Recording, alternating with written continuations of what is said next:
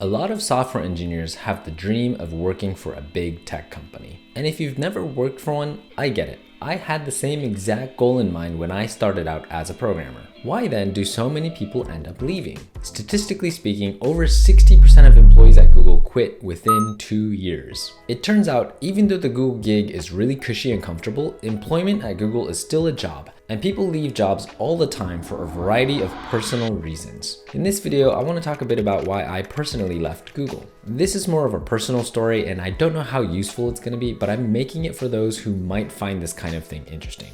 Okay, enjoy. So my main reason for leaving was personal. I had very few issues with working at Google. In fact, my managers were very understanding, my teammates were incredibly smart and pushed me to be better, and I enjoyed the projects that I got to work on. So why did I leave? In the spring of 2022, I visited Japan for 3 months since my spouse is Japanese and we hadn't taken our kids, ages 0 and 2 at the time, to visit their grandparents due to the pandemic. Upon arriving, my wife and I had a big wave of relief of being able to come home and be around our family. We both instinctively felt this big release of emotion. The first night we arrived, we had a conversation that would change everything. We concluded that it would be really nice being around family as our kids grew older. It was really our only chance to create the opportunity for our parents and extended family to be more involved in our kids' upbringing. Because we knew that as the kids aged, they would find friends and wouldn't be interested in playing with their grandparents anymore.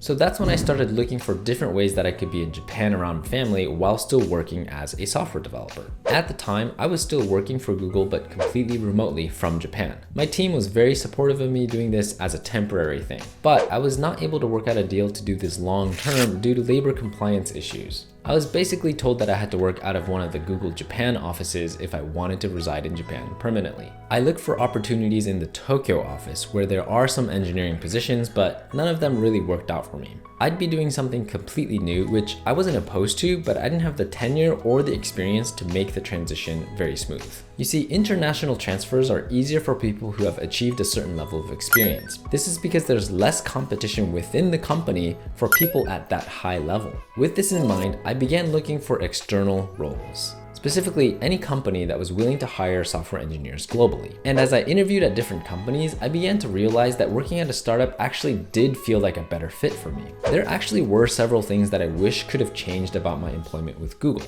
One reason for leaving Google was a decrease in learning velocity. This is not necessarily specific to Google as it applies to any job. The reality of working a job is that as you stay at a company longer, you get better at that specific job and that specific position within the company. This means that your learning velocity atrophies over time. By definition, you have less to learn to be competent, and so you either have to 1. Consciously find new opportunities to learn, or 2. Switch positions to learn in a new role to keep your learning velocity high. Let me go into detail on each one of these. Option 1 is hard because you have to work against the grain to find opportunities to learn on the job. The company needs you to fill a certain role. Stepping outside of that means being in sync with your manager about what and how you're doing, and somehow finding a way to make that learning conducive for advancing the product or being helpful to the rest of your team. This is not the most attractive option because it can feel like you're swimming upstream. For option 2, switching projects within the company or upgrading to a new role isn't really an available option for most people.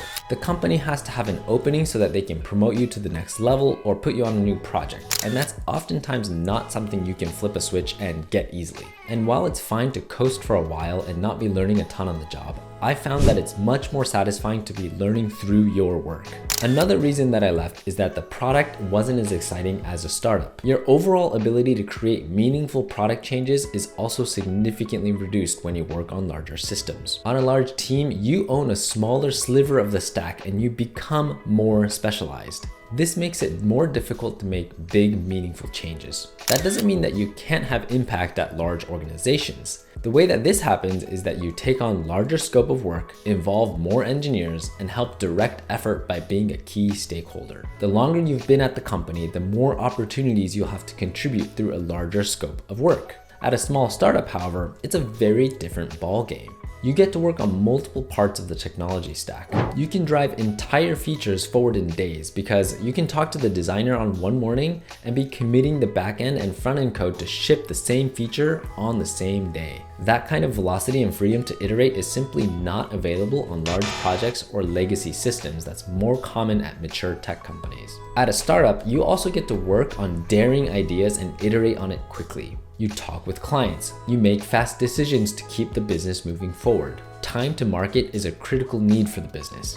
This environment can be much more exciting than being a highly specialized cog in a huge company. Another thing that was frustrating for me while working at Google was this phenomenon that I like to call smart people working on silly things. You see, Google pays top dollar for talent, not because they have projects across the board that require that talent, but because they know that attracting talent is a competitive advantage. They pay competitive rates and have all of these perks because they want to attract the best talent for the sake of attracting the best talent. However, this creates this odd environment where super smart, overqualified people are working on trivial software development tasks. And I'm not saying that software development at Google is trivial or easy, but sometimes it's just not that intellectually rigorous. Software development in most instances is more akin to a craftsman that makes things and perfects the way they do it over their career, rather than a scientist or a researcher making huge leaps and bounds in advancing human intelligence.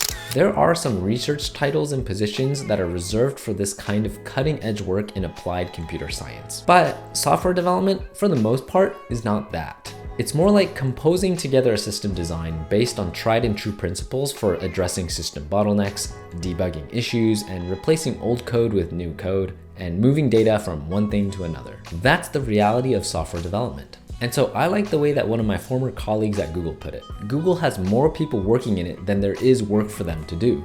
And that's kind of what my job felt like sometimes. For example, I was writing technical design documents on what and how I would implement things more than actually implementing things. I wanted to work on tasks that move the needle for the business on a regular basis, and a startup was more conducive for this. So those are all the reasons that I left Google in a nutshell. I hope you got some insight from this. Let me know if you have any questions in the comments below about working at Google. I'd be happy to answer any questions you might have. If you're just getting started with coding, then I recommend checking out my coding career newsletter, thecommit.dev, which I'll leave a link to it in the description below. I send insights on how to be an effective programmer and a high-performing individual. Okay, thanks for watching, and I'll see you in the next video. Bye-bye.